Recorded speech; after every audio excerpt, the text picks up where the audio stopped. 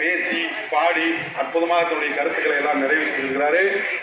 இப்ப இந்த ரெண்டு அணியும் பேசிட்டாங்க. வாழ்வின் வசந்த காலம் இந்த காலமா அந்த காலமா, இங்கிட்டு 2 பேரு அங்கிட்டு 2 பேர் பேசிட்டாங்க. இப்ப நம்ம தீர்ப்பு சொல்லணும்.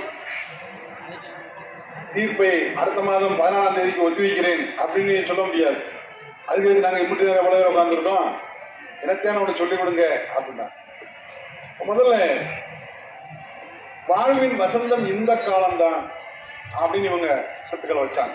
தம்பி ரொம்ப அழகா சொன்னார். இன்னைக்கு நம்ம எவ்வளவு நவீன வசதியை பயன்படுத்திக்கிட்டு இருக்கோம். இன்னைக்கு செல்போன்ல எவ்வளவு பேசுறோம். வெளிநாட்டில் இருக்கவங்க, வெளி மாநிலத்தில் இருக்கவங்க உடனே தகவல் கொடுக்கறோம்னா நீங்க செல்போன் தானே பேசுறோம்.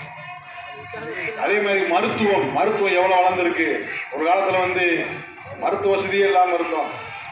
இன்னைக்கு எவ்வளவோ டெக்னாலஜி, எத்தனையோ நோய்களை குணப்படுத்துறாங்க அப்படின்னு சொன்னாங்க. கல்வியில் உயர்ந்திருக்கோம். அதான் படிக்கும்போது சில கோர்ஸ் மட்டும் தான் யூஜி கோர்ஸ் இருக்கு.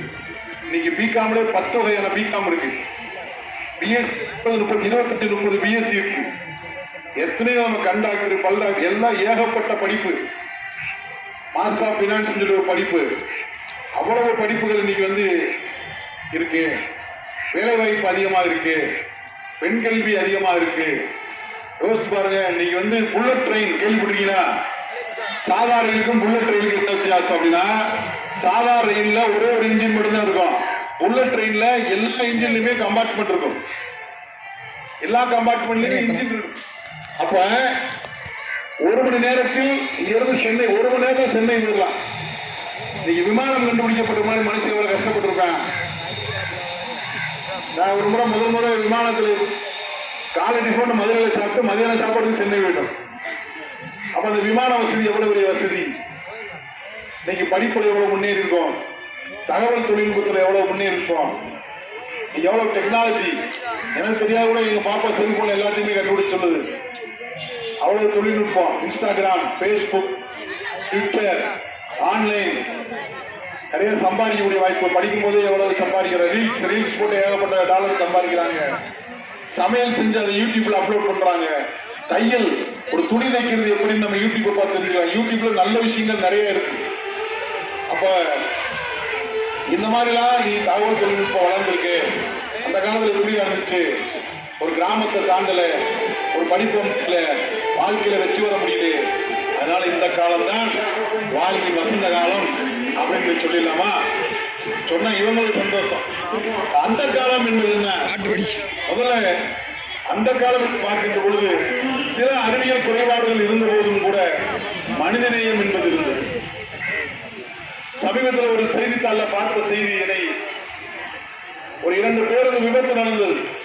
அந்த விபத்துல ஒரு 10-15 பேர் காயம்பட்டாங்க. அந்த காயப்பட்டவங்கள மருத்துவமனையில் சேர்க்கிறதுக்கு யாருமே வரல. ஆனா அங்க முடியாம படுத்துக்கிட்டு தங்க நகை, வைரம் நகை, மோதிரம், பணம் இதெல்லாம் நிறைய களவாண்டு போயிட்டாங்க. அப்ப எங்க இருக்கிறது மனிதநேயம்? இந்த காலத்தில் மனிதநேயம் என்பது இருக்கா? நேர்மை என்பது இருந்தது.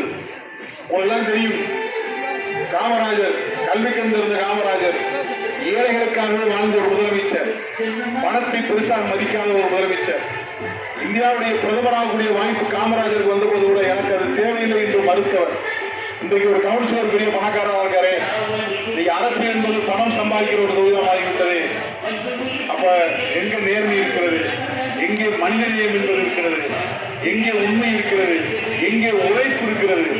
எவ்வளவுதான் நம்ம தொழில்நுட்பத்தில் வளர்ந்திருந்தாலும், எவ்வளவுதான் அறிவியலில் வளர்ந்திருந்தாலும், எவ்வளவுதான் மருத்துவத்தில் வளர்ந்திருந்தாலும், இந்த உண்மை, இந்த நேர்மை, இந்த மனிதநேயம் எனக்கு என்னவோ அந்த காலத்தில் தான் இருக்கிறது என்று தோன்றுகிறது.